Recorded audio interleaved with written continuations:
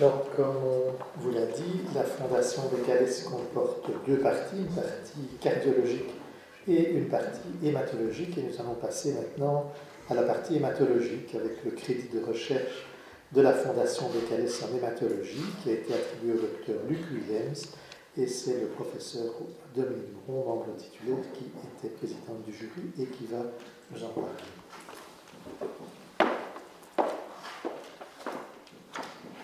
Merci, Monsieur le Président, chers collègues. J'ai le privilège de clôturer cette séance et je vais vous demander encore quelques minutes d'attention. Donc, cette année, la Fondation Becales avait comme thème la recherche dans le domaine de la leucémie et c'est un jury de 3 experts qui s'est réuni. Les professeurs Sophie Lucas, le professeur Étienne Thierry et le professeur Mika Vicula, qui ont fait ce travail toujours difficile et frustrant de sélectionner un candidat parmi les nombreux candidats. Mais c'est à l'unanimité que les deux candidats du prix et du crédit ont été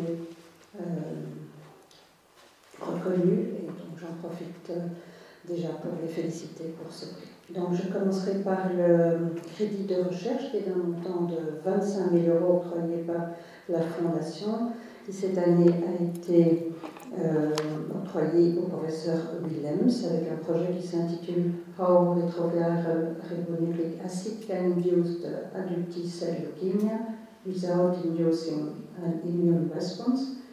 Donc le professeur Willems est connu à l'Académie, il a rejoint l'Académie de médecine récemment et est fier d'être académicien. Il est reconnu par ses travaux de recherche dans le domaine des leucémies viraux induites et comme on atteste son curriculum impressionnant dans le domaine. Il est actuellement professeur à l'ULG et directeur de recherche au FNRS, directeur de recherche à FNRS dans le département Cellular and Molecular Epigenetics du GIGA Cancer Center à Liège.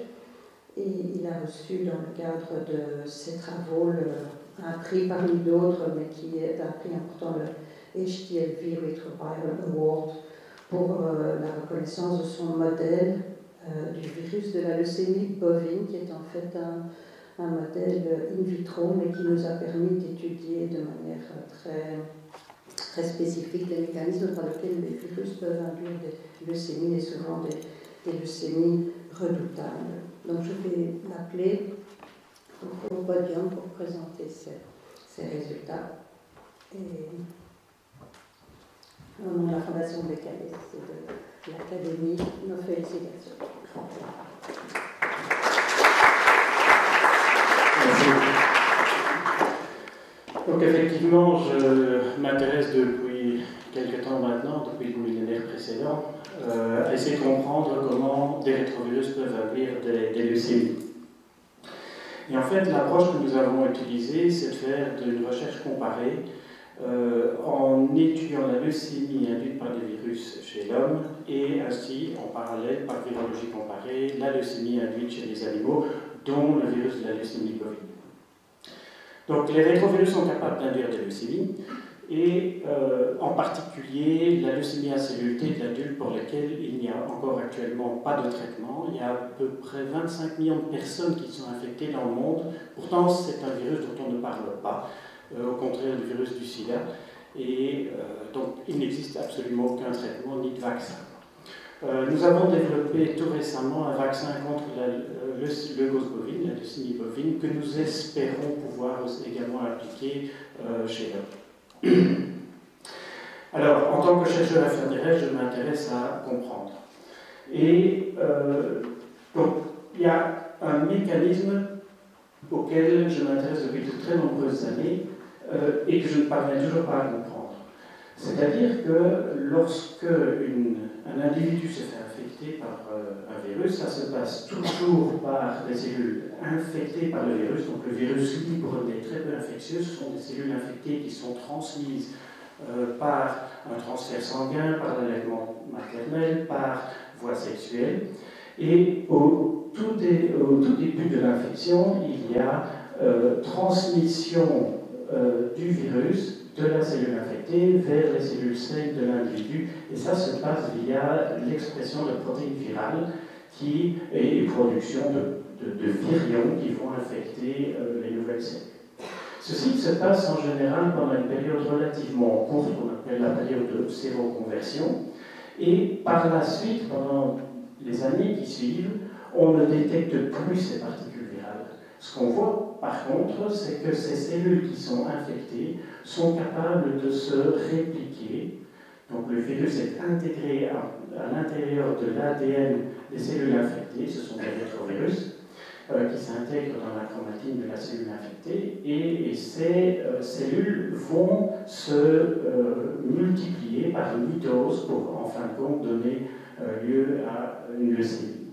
Et pendant toute cette période, on ne détecte quasi pas de protéines virales. Alors, ce paradoxe, on a essayé de le comprendre, et donc on s'est rendu compte qu'il y avait deux manières que le virus utilisait pour se répliquer: le cycle infectieux par production de protéines virales et ce qu'on appelle l'expansion clonale des cellules infectées qui vont, en fin de compte, produire la leucémie, et ceci se passe en absence de protéines détectables, de protéines virales. Alors, ce qu'on s'est rendu compte, c'est que, à côté de tous les ARN qui sont transcrits et traduits en protéines, ces ARN en fait sont transcrits à partir d'un promoteur LPR présent à l'extrémité 5', et c'est majoritairement ce qui se passe pendant la période de séroconversion.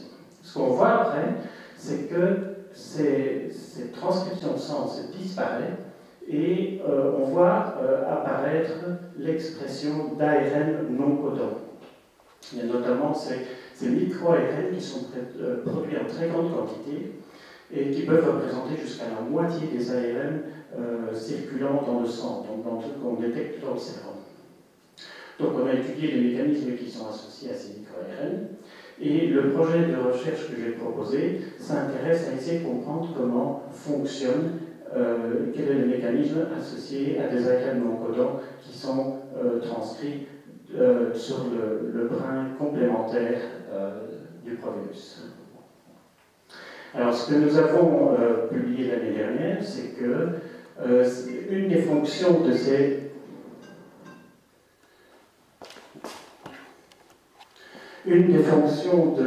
ces ARN qui sont codés par le brin antisens est de venir interférer avec la formation du complexe de l'ARN polymérase, donc les facteurs généraux de la transcription qui permettent à l'ARN polymérase de venir transcrire le promoteur viral.